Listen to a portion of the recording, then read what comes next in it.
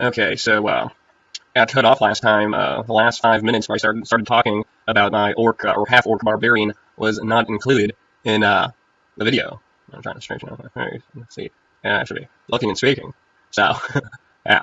Okay, so last last time with my half orc barbarian, I'm also trying to move my lips better and have more control over them. Yeah. Okay. So uh, Gilgamesh, that's his code name, invited me over to Big Ben's, who was the dungeon master, and Big Ben would not let me be a full orc because he said that full orcs are evil and do not have souls. But gosh, why is my nose not even straight?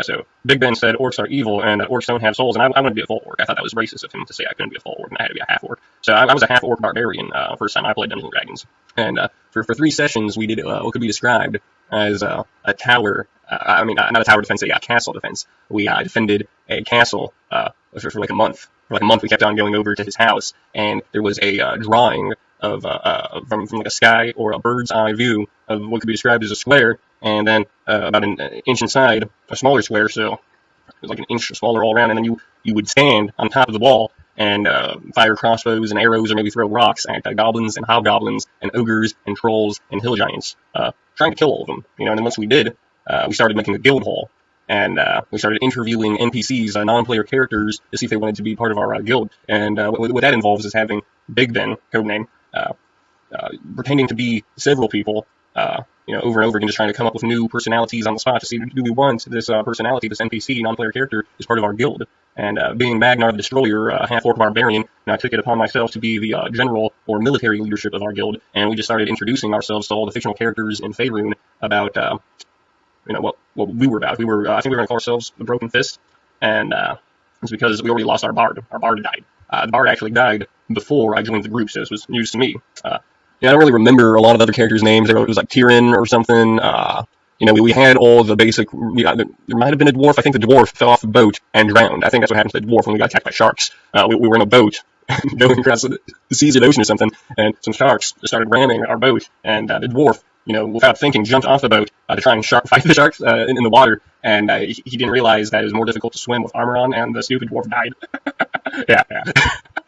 So that dwarf just sort of died, and that was funny. But then the player behind the dwarf made a new character, a rogue. Maybe he was a halfling rogue or something, and that stupid halfling stole all our loot. Oh my god. And so the entire thing just started being about trying to hunt down that stupid halfling rogue. And as Magnar, I was just like, and I actually did try to rip off his legs. And the DM, I rolled for it. I'm like, all right, I'm making a strength check to rip off the halfling's legs, because I was holding on to a magic goblet of fire, and the stupid halfling was holding on to the goblet by the bottom. And I was just sort of holding him up for being the Magnar that I was. And that happened way in the future.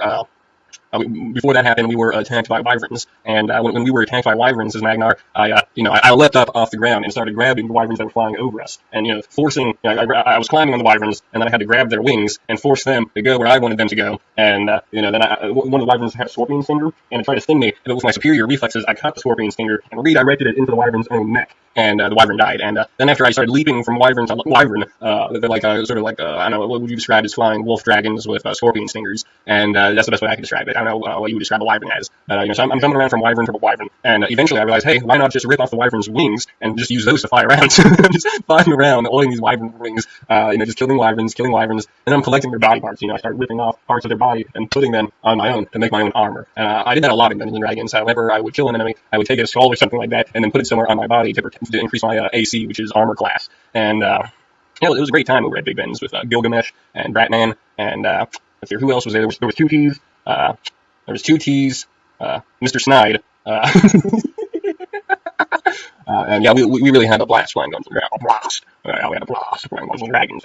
Big Ben's mother would make cookies and pizza, and But what I was more concerned about was learning how to dungeon master myself, so that I could be the one that was at the center of attention, and that everyone could just be, making over me and worshiping me, and that I could just control like a dozen people, and just make them do whatever I wanted. That's what I liked the most about Dungeons and Dragons. And that was my first Magnar the Destroyer barbarian. I've had several Magnar the Destroyer barbarians. I've used that as names on forums. I put that in on Elder Scrolls games, on Warcraft, and in other Dungeons and Dragons groups. And when I DM, a lot of the time, I have a Magnar the Destroyer as NPCs.